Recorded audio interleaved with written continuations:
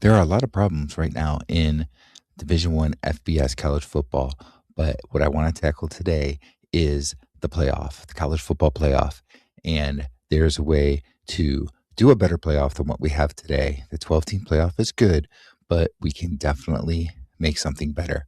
We can create a college football experience that is going to have more revenue, more competitiveness, and better access and inclusion. So, today I'm going to present my plan for the college football playoff, what I think we should go to beginning, well, it would have to be 2027, I believe, is when the next round could happen because we've already got things in place for 2026. But this is what I think we really need to do within a couple of years. It's going to create a better, more competitive environment.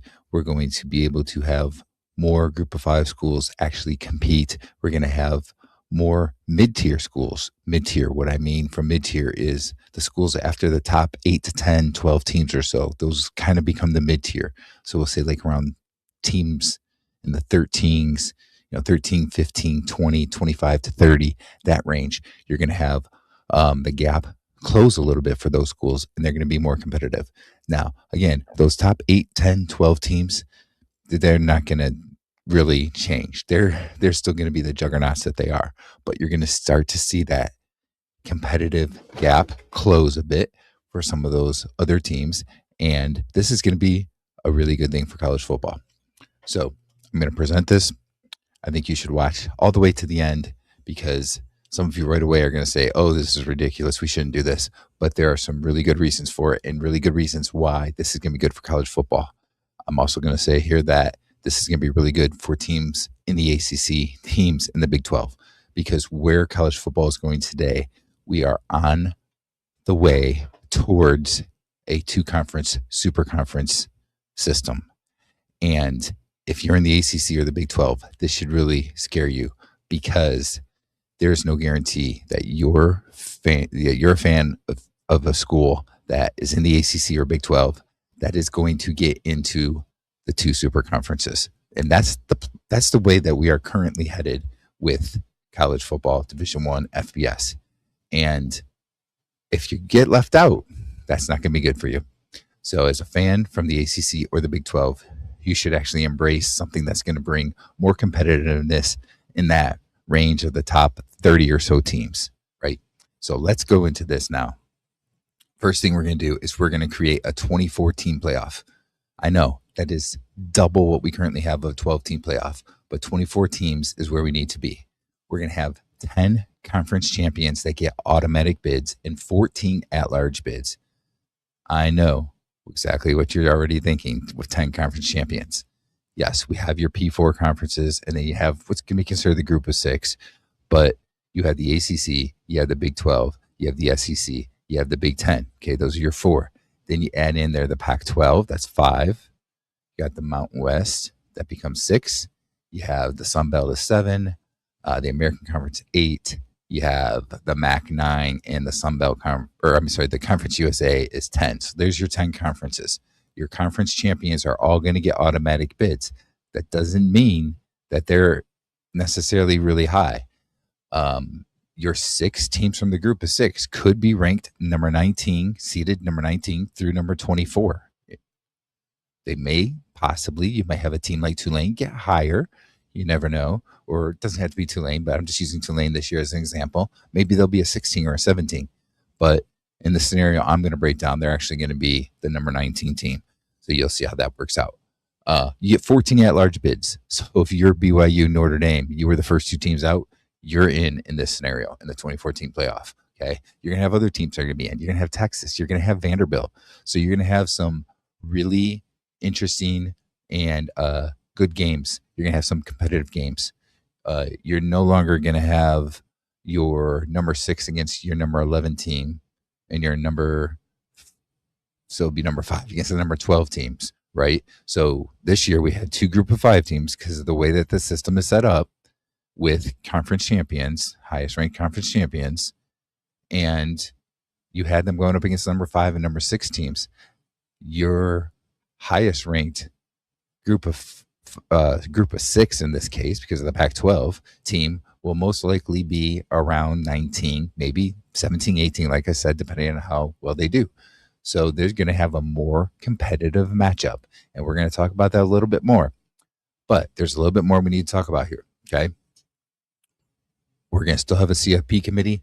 They're going to choose the 14 at-large teams. They're going to do the seeding for all 24 teams. Of course, the 10 conference champions are automatically in, but they will do the seeding for them. There's going to be no special treatment for any particular conference champion. So I'm sorry, if you win the SEC, you're not automatically the number one seed. You have to earn that by being the best team, the team that is considered the highest seed. I'm sorry, Notre Dame, there's no special treatment. If you win 10 games or whatever, you're not automatically getting in to the college football playoff. You have to earn it. But in this scenario that I'm going to play here with this 2014 playoff, Notre Dame gets in. This year they were ranked 11th. Basically the first team out of the college football playoff. And they would be essentially here the number 11 seed with a very interesting matchup against the number 22 seed in the first round. So don't worry, Notre Dame fans. You're still getting in if you have a good team. You're just not getting a special treatment because nobody gets special treatment here. Okay. All right. First two rounds, the higher seed gets a home game. Now you could go into it further and even say the third round, the higher seed gets the home game, but that puts us into the quarterfinals. And currently in our system, we're using bowl games, and I think that we should continue to use those bowl games. So we're going to have the first two rounds as your higher seed home game. Okay. The other thing that we want to talk about here is, yes, we've added an additional round, so an additional game, but we are getting rid of conference championship games. And look, conference championship games have been great, and it was great. Give it to the SEC. They started conference championships. That was a great thing. For many years, it's been great. It's not quite as big of a thing as it used to be. And there's been talk, especially if what happened this year, that maybe we don't need the conference championship games anymore. This is real talk within college football, right? Case in point, the playoff committee has said, basically, we don't want to penalize a team because they lost their conference championship game. And that's how Alabama got in this year as the number 9 seed, essentially, over other teams, right? So, conference championship games are going to go away. You're going to know who your conference champion is based on the regular season. Now, I know you're going to have scenarios where you're going to have ties and you still have to have a tiebreaker. Big Ten, for instance, this year, you had Indiana and Ohio State 9-0 because we had these huge conferences. You don't always play everybody. So you are going to have to do your tiebreaker to figure out who your conference champion is. That gets the automatic bid. That's just the way it is. But conference championship games are going away. That allows us to have that extra week, the extra games. We are going to start round number 1 is going to start Saturday, December 13th. And then second round games are Saturday, December 20th.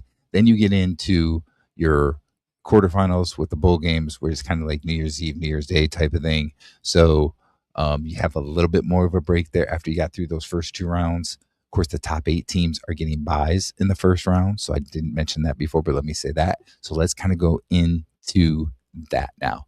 You have your top 8 schools seeded as buys in the first round. So here's where you see some interesting games. Okay. We talked about Tulane as the highest group of 5 champion. And this year, looking at, the system, that's what you have. You have them as the number 11 seed against the number 6 seed, Ole Miss. And of course, Ole Miss won that game. In this scenario, they would be the number 19 seed, and they would be going up against the number 14 seed. There could be some debate, but the way that the CFP ranked everything is how we're going to use this. So the number 14 seed would be Vanderbilt. So Vanderbilt would be hosting Tulane in the first round of the college football playoff. Now, I don't know. Tulane might be able to win the game. They might not. They might get blown out, And as we look at some of these other games, you're going to have, like, for instance, the number 11 seed Notre Dame against, I'm just plugging in, the number 22 seed being Washington State. You're going to have your number 10 seed here, Texas A&M against your number 23 seed, Western Michigan. Your number 9 seed, Alabama against the number 14 seed, which I believe would be Kennesaw State, but there was that tie with Kennesaw State and Jacksonville State during the regular season. So I'm not sure exactly who would have been the champion, but they both were 7-1 in the regular season in their conference. So it'll be one of those teams. So you're going to have those blowouts. And going back to the whole Vanderbilt Tulane, you're going to probably see a Vanderbilt win, and it could be pretty much a blowout. But you're going to see over the next couple of years with this system, it's going to help to bring more competitiveness. And some of those group of 5 teams might get to that point that they're going to play more competitive games. They might not even just be number 19. They might be 16, 17, or 18 and have a much more favorable matchup in that scenario. Let's look at this, just looking at this right now. Some of these games that I see here with at-large teams, we see number 15, Utah, against number 18, Virginia. Virginia gets in as an 18 seed as the conference champion from the ACC because there was no conference championship game, so they didn't lose to Duke in this scenario, and they were the best. They had the best record during the regular season. Interesting game here. Number 16, USC, probably in this scenario would be against number 17, Arizona, though Michigan could potentially be the 17th seed over Arizona, depending on what the CFP committee did. In this particular case this year, they picked Arizona as the 17th best team in their top 25. So that's why we're saying 16 seed USC versus 17 seed Arizona. Some really good games there. Okay. So here's the thing. You've got more games in the first round. Well, you really have the same amount, but altogether in the playoff between the first and second rounds, you got more games coming in. So you've got more revenue. You've got the potential for some of these really good matchups that are going to bring in better viewership as a college football playoff game than they would have as a bowl game. Still going to get pretty good viewership as a bowl game, but just think how much more vested interest there is. Think about this, the winner of Utah and Virginia getting the opportunity to play in the next round. The winner of USC against Arizona getting the opportunity to play in the next round. They're going to have better viewership. They're going to have more college football fans in general watching those games. Better viewership, better TV ratings is going to equal revenue. There's going to be better revenue. Okay. You've got your group of 5, which is actually group of 6 here with the Pac-12. Your group of 6 getting more revenue as they have more access, right? They're all getting in their conference champion, and they're getting more revenue coming in. That better revenue is going to help them to compete more at that mid-tier level, right? Over a couple of years, they're going to do better with NIL, because they are going to have this better revenue coming in. So they're going to be able to keep some players that they are currently losing. And also, because that they have that access, getting into the playoff and, more opportunities for getting into the playoff, they're going to even have a better chance to keep some of those players. So it's going to help to bring that better level of competitiveness, which I understand is going to take 2 to 3 years or so of this to really work into play, but you're going to have that. And that's without changing anything in the transfer portal.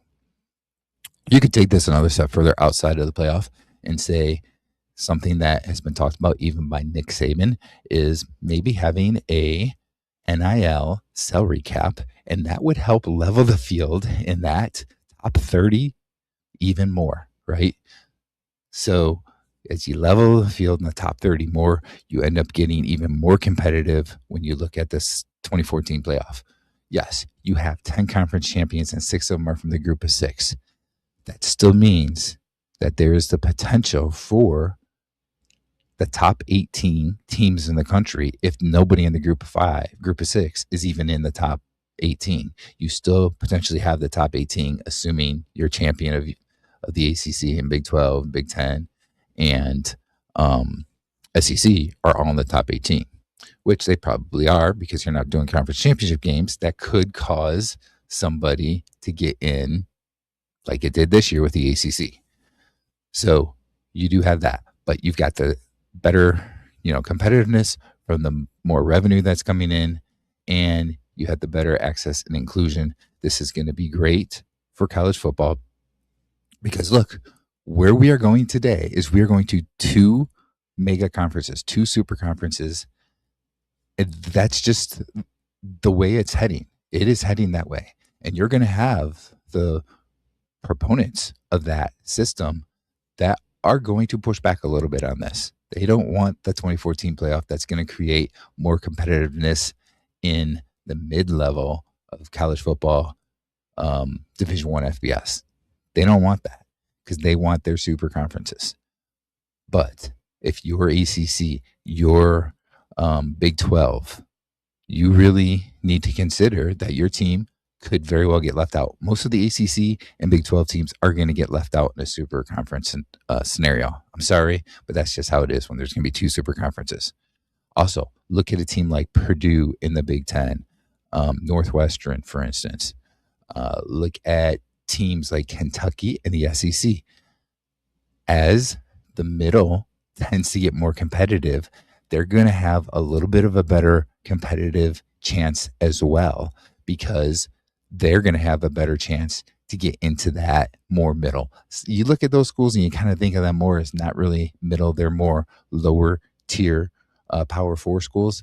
They got the opportunity to get even more in the middle too because there's going to be more competitiveness across the entire group of FBS. You have 136 FBS teams, I believe it is. And, you're basically looking at 100 teams, fans from 100 teams that can get vocal about this and say, you know what, this is the best thing to do for college football. And I think that what you need to keep in mind here is that you're going to have the opposition to this, and you've got to get that larger group. You can't just have like a group of 6 saying, hey, we want this inclusion. You got to have everybody, really, this larger group of 100 out of 136 schools or so saying that this is what we need to do. And it doesn't have to be my 2014 playoff. It can be somebody else's playoff. There could be tweaks. I could come up with tweaks to this that maybe make it even better. But this is a really good start, a really good idea to bring that revenue in, better revenue, which is going to help with the competitiveness and also have that accessing inclusion. Think about it this way. The NCAA does not currently recognize the FBS national champion. When they look at your Division I champion, it is the FCS champion because that is the playoff that they recognize, right? You have the better inclusion with the conference champions. Yeah, you got Ivy League this year in that tournament with the 2014 playoff, and people know Ivy League is not going to be expected to have any kind of a good chance at the national championship. Well, you know that the conference champion and Conference USA and the MAC are not going to have a real shot at the conference championship. Just like your number 16 seed in the NCAA basketball tournament doesn't have a real shot. It took 33 years of a number 16 seeding as a number 1 seed before you actually saw a victory there. Now, with this plan, I don't think that you're going to necessarily see any of those group of 6 teams win a national championship, even 30 years from now. Of course, the landscape will be so much different 30 years from now, but they are going to get competitive. You're going to see a team seeded like a Tulane against a number 14 seed, 19 against the 14 seed, that are going to have a legitimate shot to win. Maybe it doesn't happen this year, but by next year or the year after, and I know it's not like this is happening this year, but you know what I mean? Within a year or two, you are going to see legitimate chances to win. You're going to see better competitiveness, which is going to bring up the TV ratings, and more people are going to be excited about this. So this is going to be a good thing. And again, you're in the ACC, you're in the Big 12. Most likely, you're not getting into one of those 2 super conferences, and that is the way we are headed today if we don't change things and take back college football.